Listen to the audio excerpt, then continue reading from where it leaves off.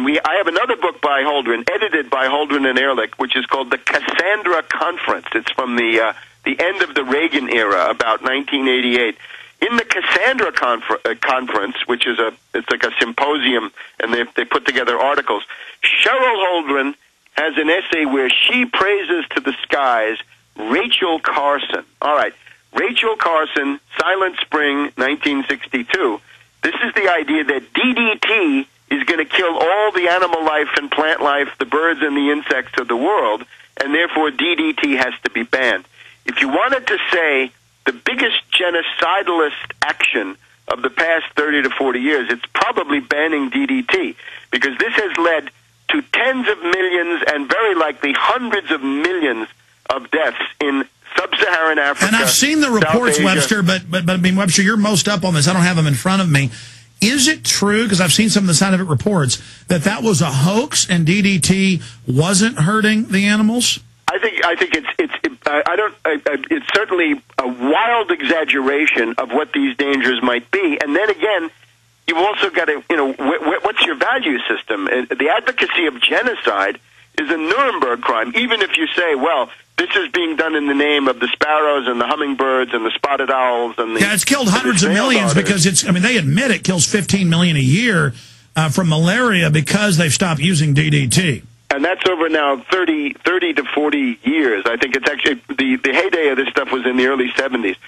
So the other thing, of course, is that this character, Holdren, believes that the world is overpopulated. How much overpopulated? Now, it's a textbook, so he's citing different people, but you can see pretty much what he agrees with.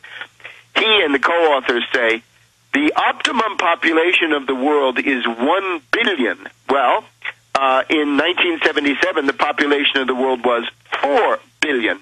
So that meant that there were already 3 billion excess, useless eaters, people that had to be culled somehow at the time that Holdren was writing. So he wants a 75% reduction. At that time. Now, more recently, we've had this co-thinker, somebody who's part of the same clique. He's mentioned in the textbook. He writes in these anthologies that are edited by Holdren and Ehrlich. David Pimentel, I think of Cornell, has said that the optimum population might go as high as 2 billion. Well, that means today we've still got 4 billion useless eaters. Now, you put that together with cap and trade, right? Cap and trade would at least double, maybe triple, quadruple the export price of U.S. grain to the developing countries. And they brag and rub their hands together in publications saying this is going to wipe people out. I mean, these are, somebody in a Nazi uniform people would run from. But as long as it's a liberal in Birkenstocks going, people are like, oh, kill me, it's so liberal. And these people are actually operating on a smaller scale because, Hitler is a genocide on a continental base, whereas what these people are contemplating is indeed a worldwide genocide, where the numbers, as we can see, are much larger. So 4 billion excessive, and if you go to cap and trade, you've got about 1 billion people who are living on the verge of starvation right now. You could wipe out, a large part of that billion, or maybe even all of it. Holdren writes that when it comes to food aid, you've got to use triage. In other words, you've got to separate the countries that will make it without food aid, the countries that are doomed and should get nothing, and then the ones in the middle that you might be able to help are the ones that you focus on, sort of military or disaster triage. And that's the rationale. You just write off a third of the people and say we're going to kill them as if it's loving, because it's the same argument of don't have 2 kids, have 1 and give them twice the attention. Well, yes, although what he wants to do is... Well, he uses that in here about only having 1 kid, but go ahead. Yes, he absolutely wants to limit family size with totalitarian rules. He says Bangladesh. Now, Bangladesh is at least 200 million, or it's a large population, 100 million perhaps. Bangladesh, he says, is a country that should be triaged. In other words, Bangladesh, go and die. We've got to call this to the attention of the Bangladesh ambassador. He also says India, which is at that point 700 or 800 million and now a billion and more, that India may be a candidate for triage under this planetary system. So who enforces this? He says it's time to create a planetary regime. So a supranational world government run by ecological fanatics and Malthusian genocidalists. The planetary regime would take under its control the world ecosphere, and in particular what he calls the global commons. The global commons would mean the atmosphere, the oceans, and the soil. So the planetary regime would override national sovereignty and impose the rules on the global commons, and it would set an optimum world population. So the optimum world population, as we've heard, is somewhere between 1 billion and 2 billion, and that won't increase, right? That's unlikely to get very much higher. So the thrust of this entire thing is that world population growth must be stopped, and in the middle of that, we see the old imperialist program. Don't allow the industrial development and the technological advancement of the third world, of the less developed countries, the developing countries, again, sub-Saharan Africa, South Asia, the poorer parts of Latin America. And Webster, this is in the 1949 Royal Commission by the British, where they don't even say it's for the earth. They say, we're going to freeze development in the third world. That'll make their population explode, but we'll just then exterminate those as they grow up.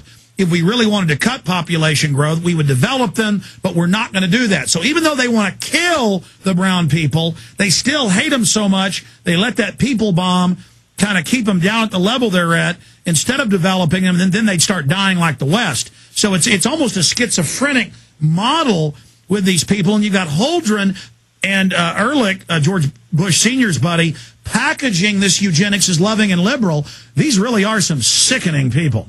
Again, it's genocide. These are high crimes against humanity, Nuremberg crimes. One of the things that Holdren and Ehrlich are based on is the limits to growth, another crackpot study, totally discredited by Meadows and Forrester, 1972, I believe, which says at the rate of depletion of natural resources, world society will collapse in the early part of the current century, more or less where we are now.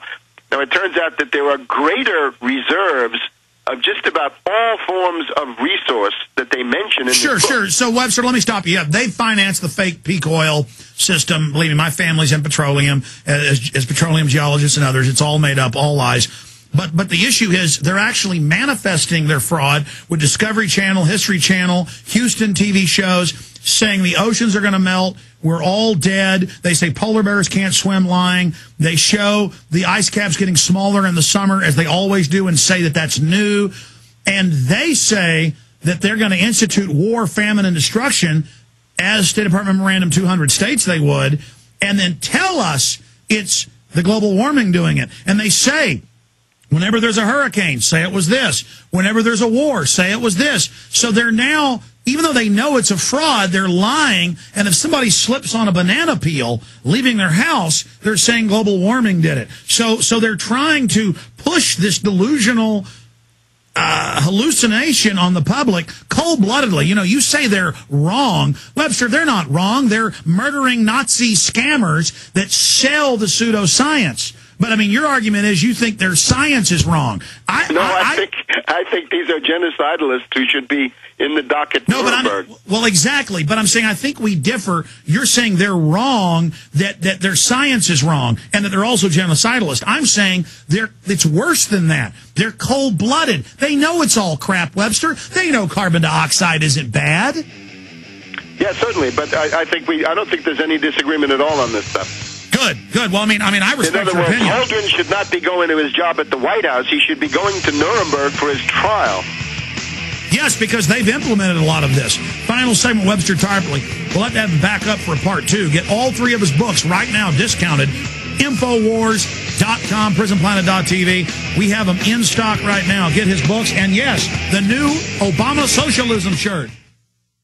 Hello, friends. This is Alex Jones, and I want each of you to ask yourself this question. Do you really know what's in your tap water? In a recent study conducted by a major environmental auditor, they found that over 260 chemicals and pollutants are present in municipal drinking water. Many of these chemicals are directly linked to cancer, reproductive, immune, and developmental system diseases. Now, what are you going to do about it? The Ecola Blue atmospheric water generator is a low-cost way to take back control of you and your family's drinking water. The Ecola Blue 28 produces up to 7 gallons of water from the humidity in the atmosphere and uses state-of-the-art carbon filtration, reverse osmosis, and ultraviolet light sterilization techniques. That's right. clean water right from the air you breathe. Order today by calling 1-800-691-6043. That's 1-800-691-6043. Or visit a Cola Blue on the web at www.ecoloblu.com today. That's a colablue.com.